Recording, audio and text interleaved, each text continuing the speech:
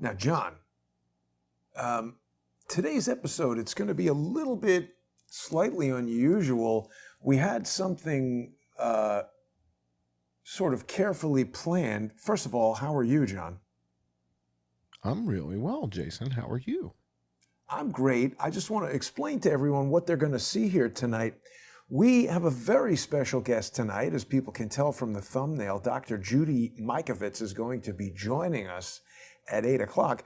And because of her busy schedule, it was we needed to pre-record her interview. And the initial plan was to record an introductory segment with Dr. Judy and then get into the controversial conversation once we made the move over to our sponsor-exclusive segment that everybody knows they can watch on Friday nights at subscribestar.com/IamJohnCullen, patreon.com/IamJohnCullen, and odyssey.com/@crowdsourcethetruth, crowdsourcethetruth.substack.com, and Subscribestar and Patreon/crowdsourcethetruth. But Dr. Judy is like a force of nature, and trying to prevent her from talking about things that YouTube hates is like trying to stop a volcano with your hand. It doesn't work. So we've got an incredible marathon session with Dr. Judy that's going to blow people away, that's coming up in less than 30 minutes on those sponsor-exclusive channels. And you and I are going to do this intro here just to explain to people what they can expect.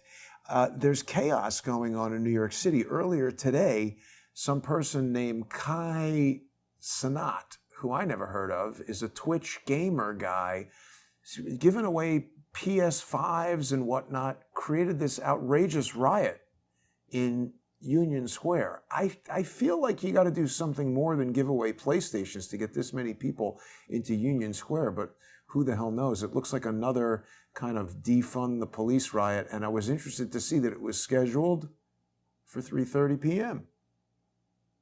There you go.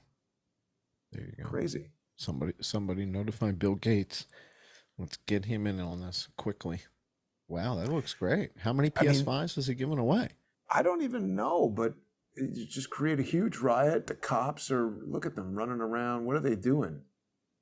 Looks like they're chasing butterflies. What are they doing? They're jumping around. I see a lot of. Let's see. This is right around the corner from you. Yeah, this is where we're hanging out almost every weekend. This is Union Square. They're running down Broadway. Look at cops running. Have you ever seen cops? Like the Keystone Cops. When's the last time you saw cops running in New York? You've never seen cops John, actually the other question running. Is, look at this. We're getting close to understanding that if maniacs want to overwhelm the police, they can do it. Particularly in New York. I'm not so sure it's that easy in Texas. But in New York, yeah, I think it's, like you said, it's a Keystone Cops. Doesn't look good. But anyway, on to the topic for tonight. You prepared a lot of stuff that's going to lead us into the conversation with Dr. Judy. People should set aside some time.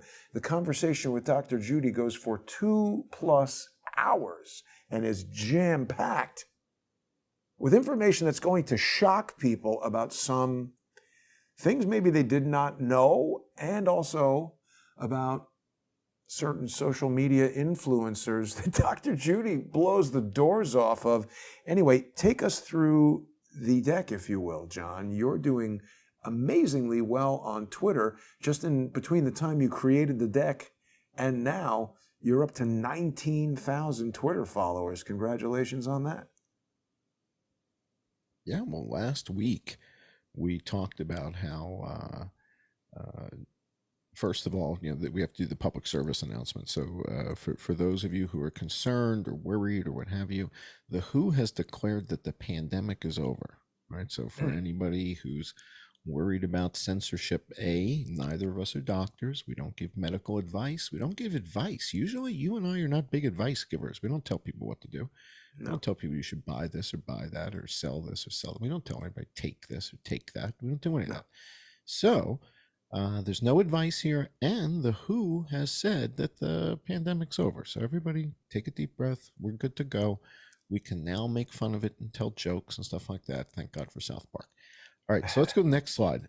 so tonight's special guest that our patrons are going to get this opportunity to hear just an unbelievable amount of information from Dr. Judy Mikovits.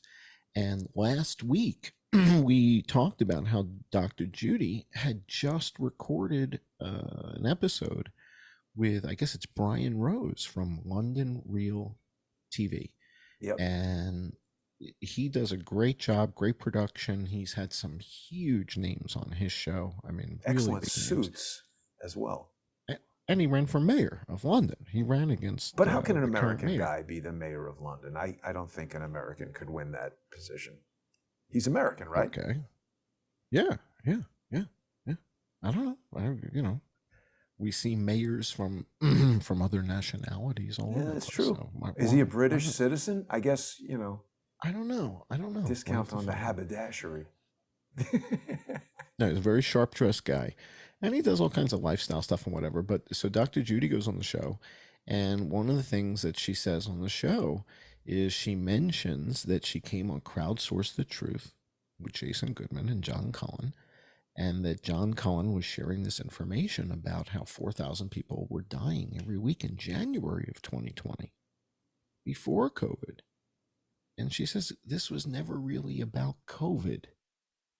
This is about, recreation of viruses and resurrections and gain of functions and things that are happening that basically like the general public doesn't really have a deep understanding of because it's deep science. I mean, this is hardcore biology that she talks about.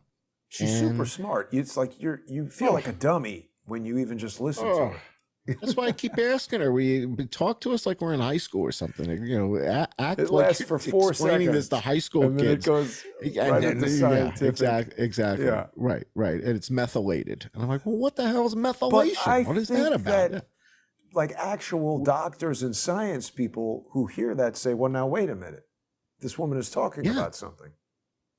Dude, she told us. We're on YouTube now, so I can't say too much. But when she first came on the show, she told us the process in which she used to work. So when she worked at Fort Detrick. And when she worked at Fort Detrick, one of the things they used to do in order to work with viruses is you have to grow them. And I asked her, do you grow them in agar like I used to use in high school? And she said, no, viruses don't grow in agar. We grow them in the cells of animals because that's what viruses are from. So whether it's a bird, right? We have avian viruses, right? And some of these avian viruses also will become equine. We studied on this show how H3N8 is one of the more common influenzas that we see in horses and in dogs. So there are these trans-species viruses. And the fascinating thing here is Dr. Bob Malone and the guy who's the head of Pfizer, they're all veterinarians. Borla? These are Borla's a veterinarian. Hey, Bob what the hell Malone's is this, by the way? This globe at Fort Detrick. It looks filthy.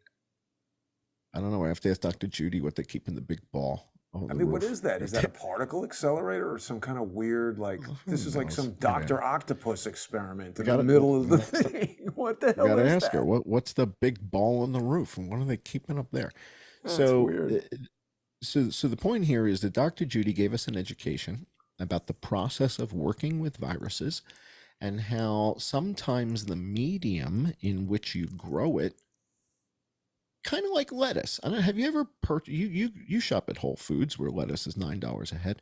They make this butterhead lettuce in a package that's still growing. It's like a hydroponic lettuce and it's still growing. I have not seen that. Oh, dude, you got to go to the lettuce aisle. So they've got a hydroponic lettuce still growing in fact, you can look that up if you want. If you look up hydroponic lettuce, live lettuce for sale in the package, probably Whole Foods has it. Probably $7.99 a head is my guess. The idea here is, there you go. Living lettuce. Yeah. So now you buy this, you bring it home, you put it in the fridge, and the lettuce is still growing. But it's $100. That's crazy. Who's buying a head of lettuce? This is stupid. A case. That's for a restaurant. You're looking at wholesale. 400. That's for a restaurant. Okay, Yeah, that's a lot. 400 in a case. Who's going to eat that much lettuce? Oh, you can buy this at Whole Foods Okay, or something. Go click on $2.79 sounds better. There you go. There you go. All right. But the point with the lettuce, don't actually buy the lettuce, but show everybody the picture of the lettuce. See if you can get a close up. Because the point here, No, and it's the just reason I'm bringing up, grown hydroponically. This is not it. Anyway, no, we're getting too listen to hooked me. on the lettuce. No, listen about the lettuce. The lettuce is important.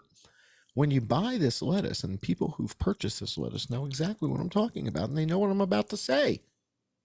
There's still a little hydroponic material on the roots. When you buy the lettuce and you get it home and you open it up and you put it on the countertop, there's a little bit of mud that's like on the bottom. I have seen that. Okay. And it's attached to the bottom. And it's like, well, guys, you didn't filter that out. You see, I got dirt in with my lettuce. But I guess they get need the that lettuce to grow the lettuce. Well, that's what the lettuce grows in. But when they package the lettuce, they don't necessarily wash off all that dirt. Right. Well, guess what? When you grow a virus in a Vero monkey kidney cell, I don't know what happens afterwards. There's a little bit of Vero monkey. I don't know because I'm not a virus guy, so I don't know, right? So those are the kind of questions that we ask Dr. Judy in our 2.5-hour discussion with her. The other thing that's kind of funny, it's just 2 hours and 2 minutes or something like that. Oh, okay. I thought it was like 2:20.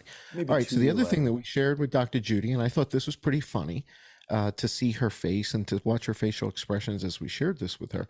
She didn't know that I was the Vegas shooting guy. Oh, you know what though? But you're talking during that, so well, all right. It's right. Sorry. She didn't. Yes, she didn't know that I'm the Vegas shooting guy, and so one of the things that we'll talk about with Dr. Judy is sort of how I got into this, because I think that maybe she was thinking I was in disguise because I was afraid of the Pfizer assassins, and maybe she didn't think about it at all. Nah, come on, man. I mean, who the hell looks like me? Nobody goes on YouTube looking like this. This is a strange. You're used to it. You're desensitized to it. Everybody else looks at me and they're like, what the hell? Who's this guy think he is? What's going on? I saw a video today of a person with their entire face tattooed wondering why they didn't get the job. So you're hardly the weirdest looking person I've seen on YouTube. Thank you. Thank you very much. That's one hell of a compliment. Thank you. Thank you. Because I like that MS-13 look, that full. Yeah, that's good. That's a handsome look. I was considering it. I was thinking about it. All right, let's go to the next slide. Let's see what we got here. So we talked a little bit about that stuff and the Vegas shooting and all that. But one of the things that I thought was important, let's jump ahead to the CBS Market Watch slide. So I guess the first time that we had Dr. Judy on the show, CBS Market Watch came out with a story literally just days later to refute any comparisons between COVID and the 1918 Spanish flu. And at the time, there was nobody really looking at influenza and COVID and comparing and doing the P&I stuff. Nobody was doing this back when we first had Dr. Judy on the show, which I think was October 2020. I think you did a show with her. Maybe with Larry. You had her on. Yeah. Right. Where you had her on as a guest. And then like 2 weeks later or something, you got her to come back on with me and we went through these influenza numbers. Yeah. And this was the first time she heard about the Breivik mission and Jeffrey Taubenberger. And she went and pulled up that paperwork with Frank Rossetti.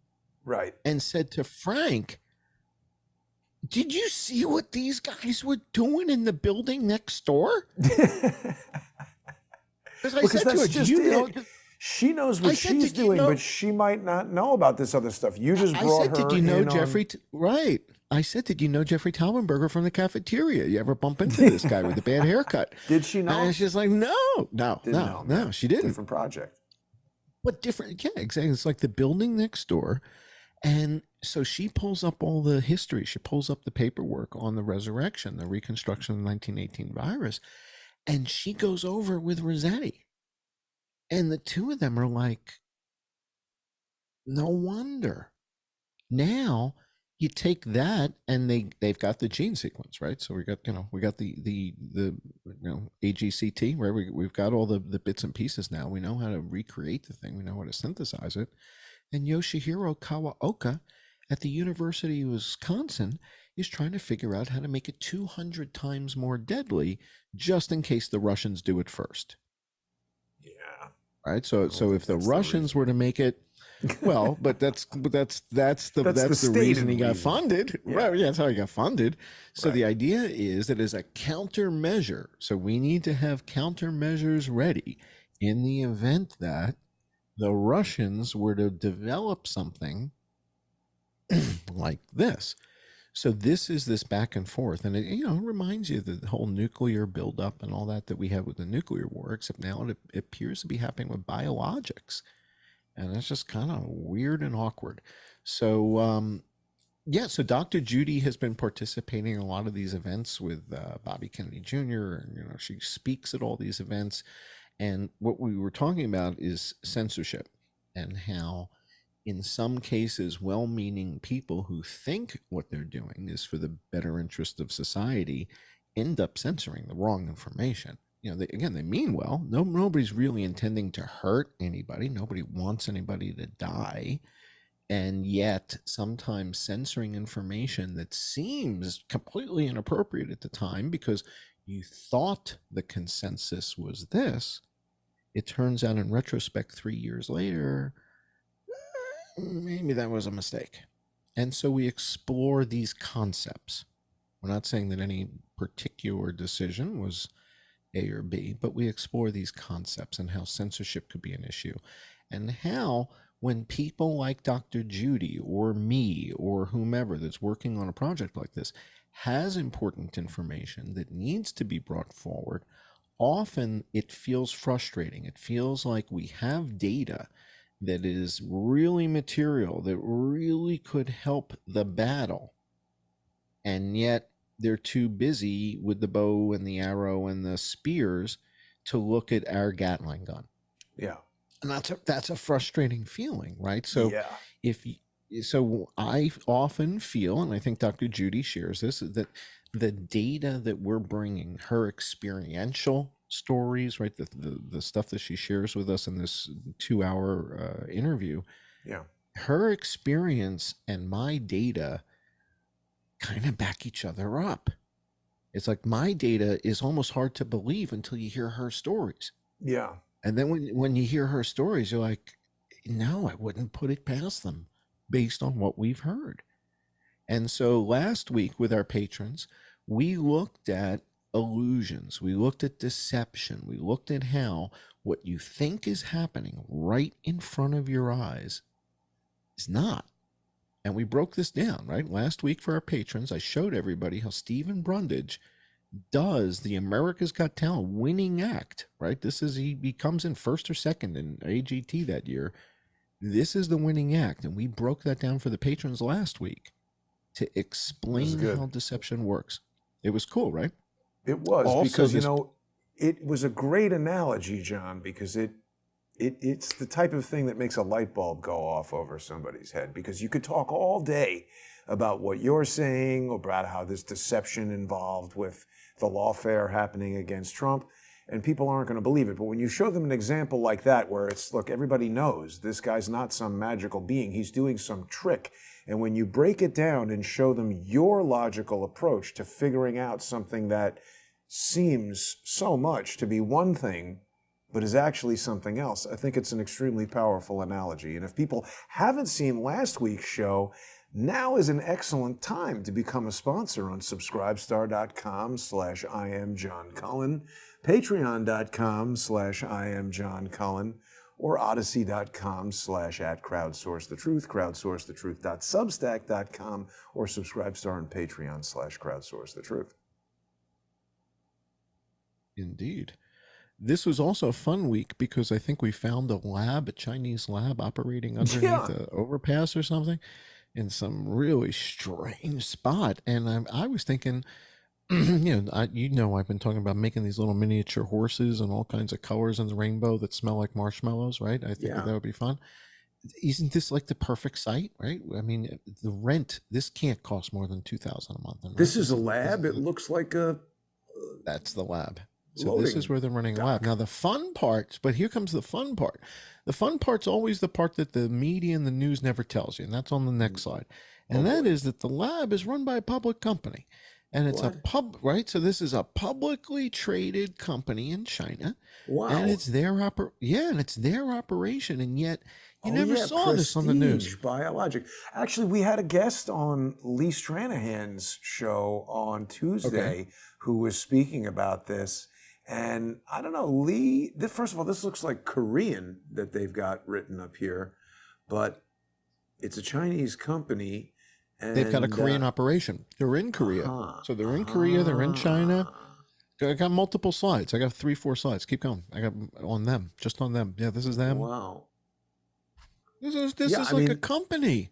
But if it's a Chinese company, that means that there is some ownership by the Chinese Communist Party.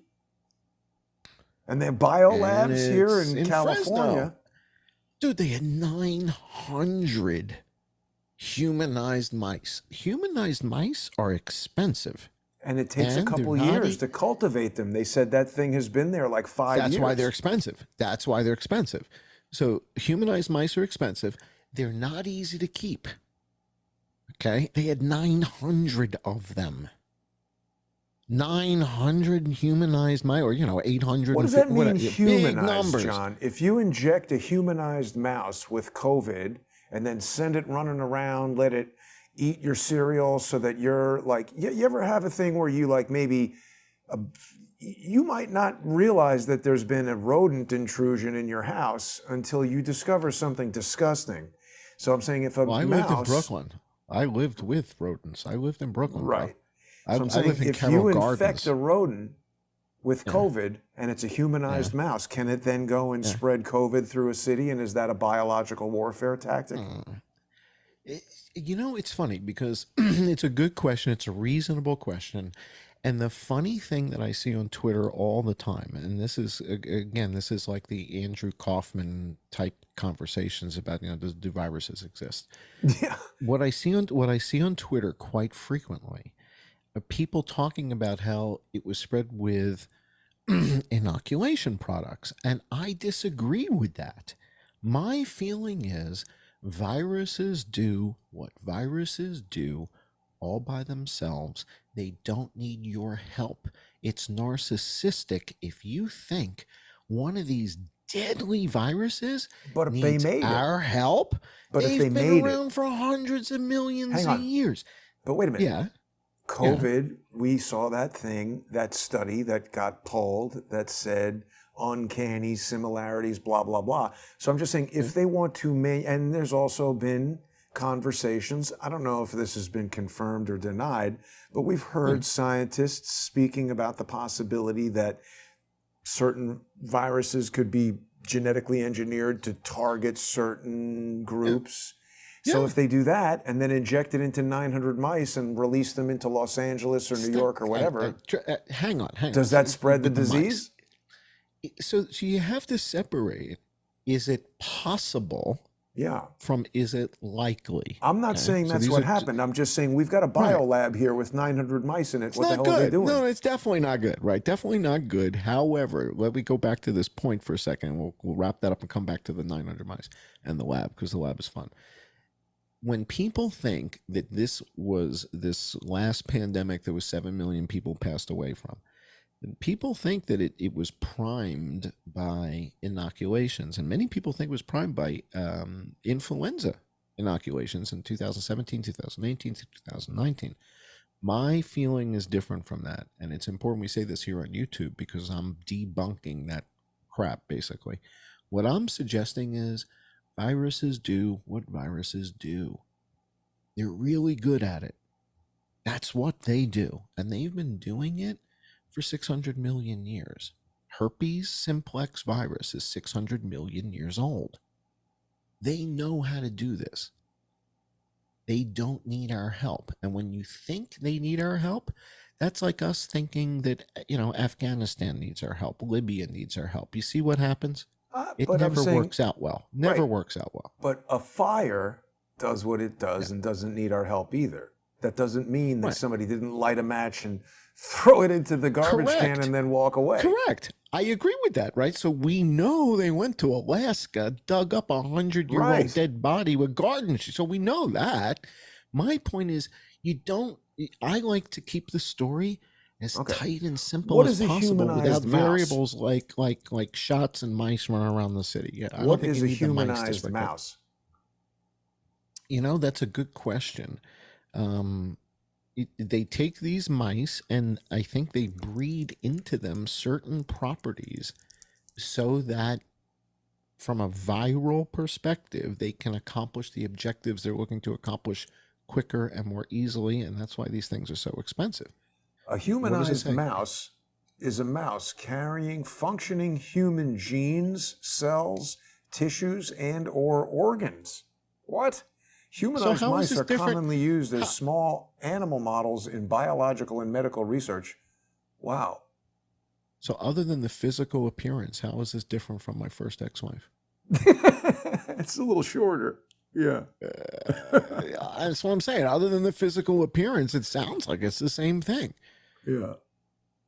Dude, this is a Humanized creepy mouse. idea. This is creepy that they got mice that Xenotransplanted with human cells. Yeah, what could possibly go wrong? xenotropic. These are your Right. xenotropics, man. This is where the xenotropics are Engineered coming from. to express human gene So they've done some genetic engineering to this mouse to put some human stuff in it and then start putting viruses in it. Again, I say, what could possibly go Sounds wrong? good. This Nothing. sounds like the beginning of a zombie movie or Mouse Man It's genius. Attacks or something. Well, and so we have to wrap up in a second, but you know that the Novavax product, and quite frankly, I don't recall if Novavax received FDA approval or not. I don't recall, but there's a product called Novavax for the last pandemic that the WHO said is over, right? So we just got finished with a COVID pandemic. The WHO said that pandemic's over. There's a product called Novavax. And the Novavax product, in order to build the product, they take the gene from the COVID stuff, they take some of that DNA, RNA, science-y stuff, and they put it inside the virus from a moth. Oh, yeah, that sounds So to like your point, what could possibly go wrong? Next thing you know, you're oddly attracted to the light, right? I mean, it is right. You find yourself constantly walking towards lamps inexplicably.